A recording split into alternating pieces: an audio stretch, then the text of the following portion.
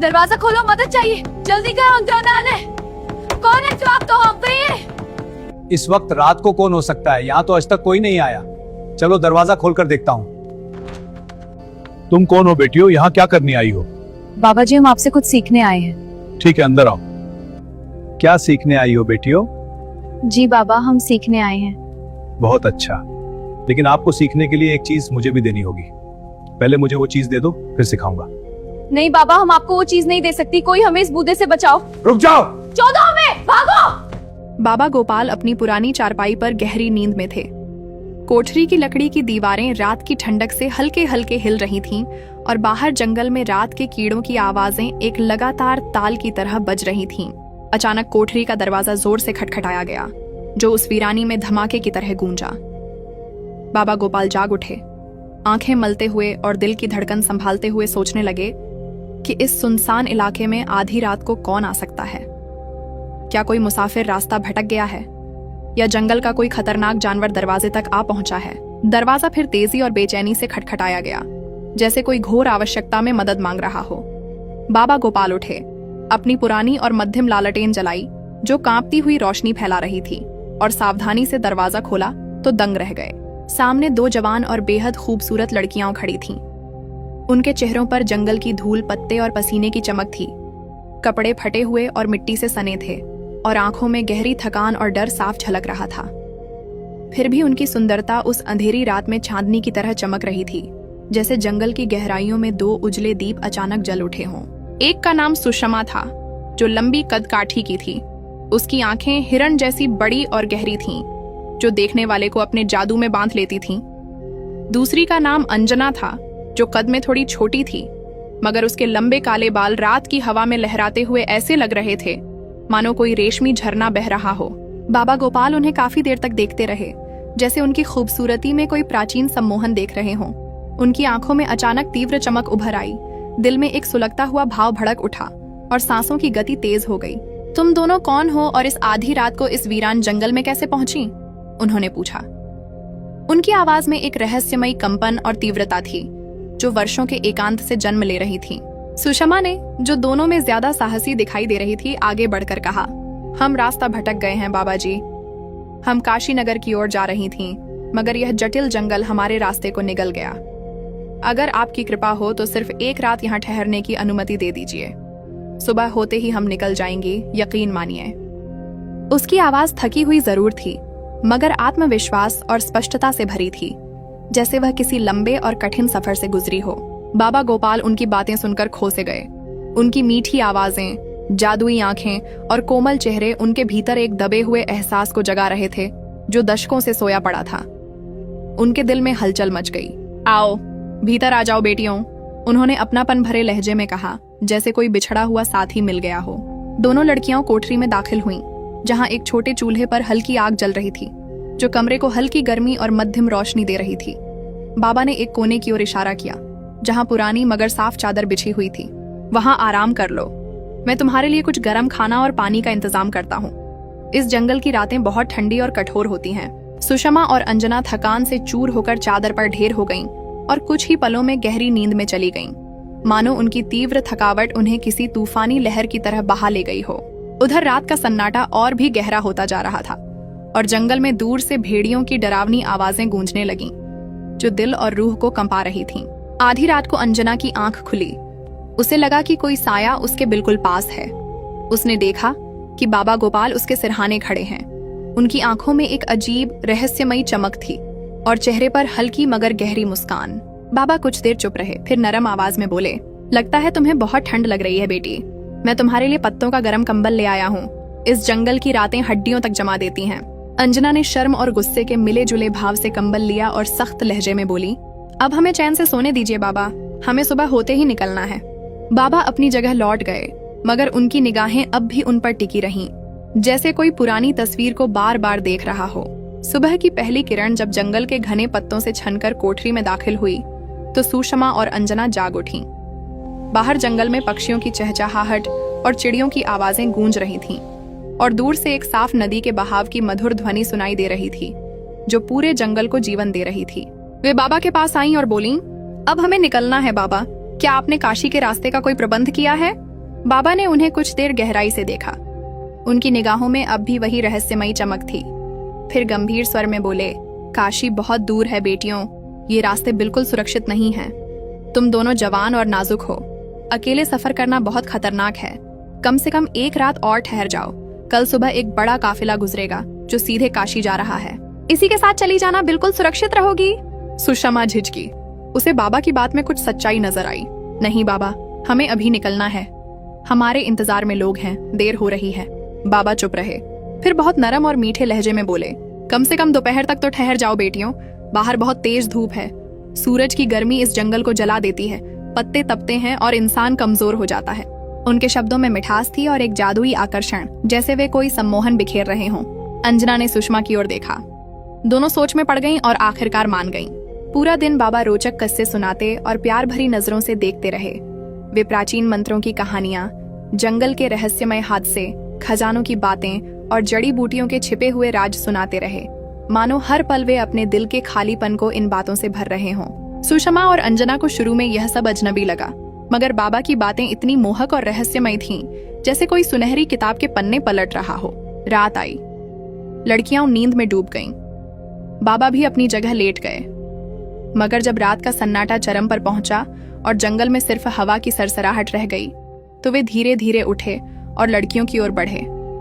उनकी नजरें खास तौर पर अंजना पर टिक गईं, जो चांदनी में किसी परी जैसी सुंदर लग रही थी। अंजना की आंख खुल गई, वह चौंक कर बैठ गई। बाबा, ये आप क्या कर रहे हैं? बाबा ने निगाहें झुका लीं और धीमी आवाज में बोले, तकिया ले आया था बेटी। बिना तकिए सोने से गर्दन में दर्द हो जाता है। इस जंगल की रातें बहुत कठिन होती हैं। अंजना ने नाराजगी से तकिया लिया। अब हमें परेशान मत कीजिए। बाबा वापस चले गए, मगर अब बेचैन और व्याकुल थे। मन ही मन बोले, सुबह ये चली जाएंगी, फिर कभी नहीं लौटेंगी। नहीं, ये नहीं होने दूंगा, इन्हें किसी तरह रोकना होगा। अगली सुबह अंजना ने सख्ती से कहा, अब हमें मत रोकिए, देर हो रही है। बाबा बोले, ऐसे उलझे हुए जंगल में दो जवान लड़कियां अकेली क्या करेंगी?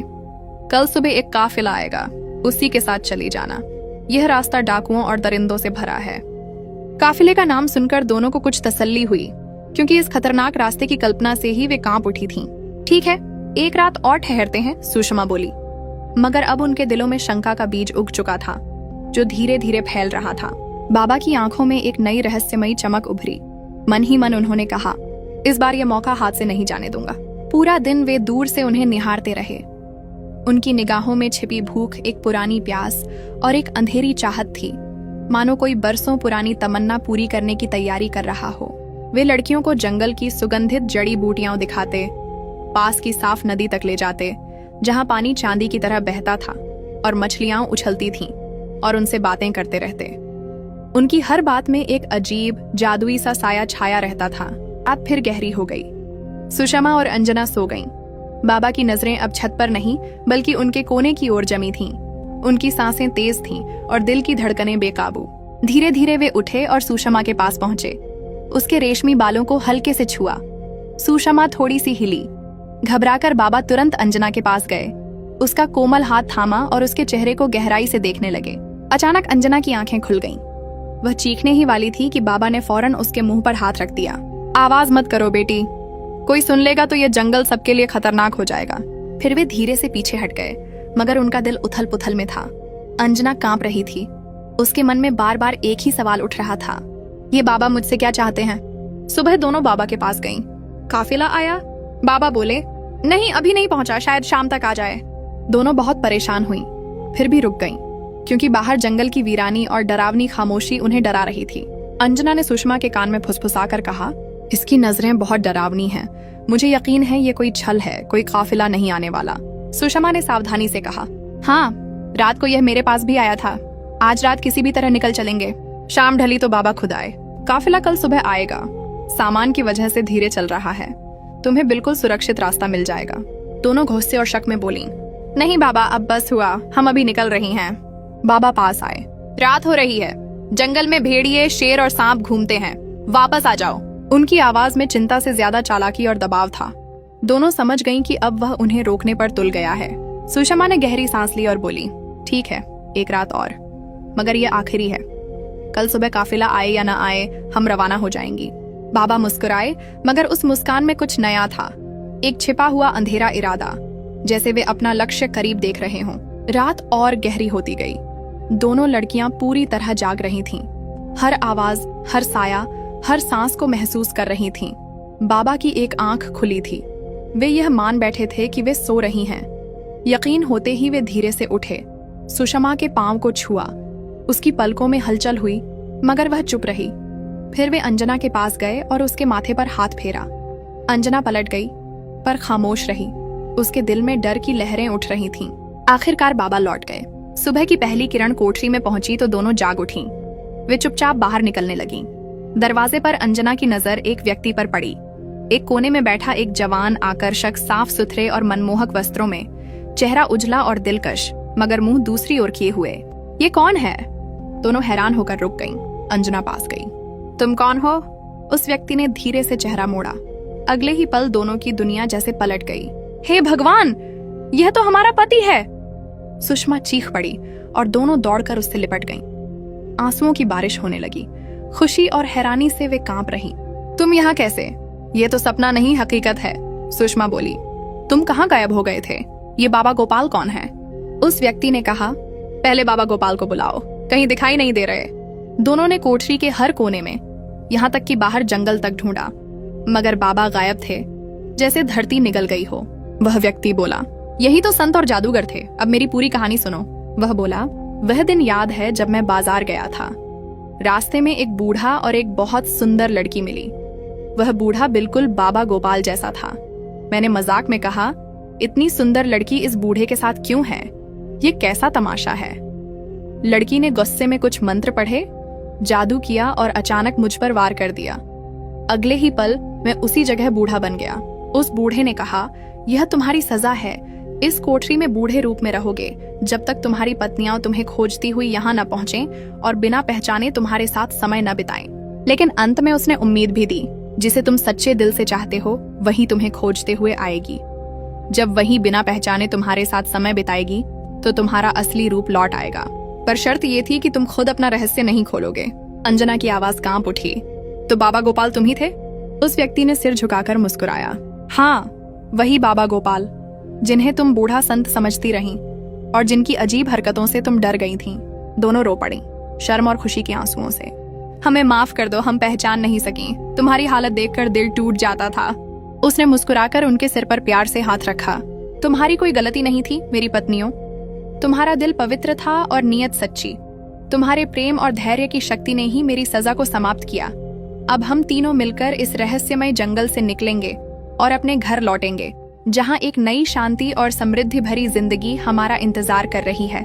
और इस तरह वे तीनों खुशी से भरे हुए कोठरी को विदा कहकर जंगल की राहों पर चल पड़े, जहां अब न कोई डर था न अंधेरा, बल्कि सिर्फ प्रकाश, प्रेम और आशा की गर्म किरणें बिखरी हुई थीं। यूं सतपुड़ा के उस घने और रहस्यमय जंगल की वह दिल दहला देने वाली कहानी एक सुंदर अंत पर पहुंची, जहां प्रेम की पवित्र शक्ति, धैर्य की अटल परीक्षा और किस्मत के गहरे रहस्यों ने सब कुछ बदल दिया। सुषमा, अंजना और उनका प्रिय पति अब उस अंधेरी कोठरी और डरावनी रातों की यादों को पीछे छोड़ते हुए एक उज्जवल भविष्य की ओर बढ़ रहे थे। वे तीनों हाथों में हाथ डाले, चेहरों पर मुस्कान लिए जंगल की पथरीली राहों पर चलते गए। अब उनके कदमों तले शांति की राह थी और आगे काशी का पवित्र नगर उनका इंतजार कर रहा था, जहां एक नए जीवन की शुरुआत होने वाली थी। वह पुरानी कोठरी, बाबा गोपाल की रहस्यमय नजरें और वे भयावह रातें जो शंका और बेचैनी से भरी थीं, अब एक सुनहरी याद बन चुकी थीं, जो उनके जीवन की सबसे बड़ी सीख और परीक्षा सिद्ध हुई। सतपुड़ा के दूर दराज और घने जंगलों में, जहां प्राचीन पेड़ों की मजबूत शाखाएं आकाश को छूने की कोशिश करती थीं और सूर्य की किरणें भी उन घने पत्तों की दीवार को पार करते करते कमजोर पड़ जाती थीं, एक पुरानी और टूट फूट का शिकार कोठरी अकेली खड़ी थी। यह इलाका इतना वीरान था कि यहाँ पक्षियों की चहचहाहट भी नाम मात्र ही सुनाई देती थी। जंगल की गहरी खामोशी में सिर्फ पत्तों की सरसराहट, दूर बहती हवाओं की आहट और कभी कभार किसी जंगली जानवर की दहाड़ ही गूंजती थी। इस कोठरी में 70 वर्षीय बाबा गोपाल निवास करते थे, जो कई दशकों से इस एकांत का सामना कर रहे थे। उनकी सफेद हो चुकी दाढ़ी, झुर्रियों से भरा चेहरा और आंखों में छिपी एक रहस्यमयी ऊर्जा देखने वाले को हैरानी में डाल देती थी। उनकी निगाहों में एक दबी हुई बेचैनी थी, जैसे कोई पुरानी यादें उन्हें भीतर ही भीतर तोड़ रही हों और दिल के किसी कोने में एक दबाई हुई तमन्ना छिपी हो जो बरसों से दबकर रह गई थी। एक ऐसी रात जब चांद की मध्यम रोशनी आसमान में बिखरी हुई थी और सितारे जंगल की छत पर झिलमिला रहे थे, मानो कोई आकाशीय दीप जल रहे हों और हवा में जंगली फूलों की खुशबू फैल रही थी। बाबा गोपाल अपनी पुरानी चारपाई पर गहरी नींद में थे।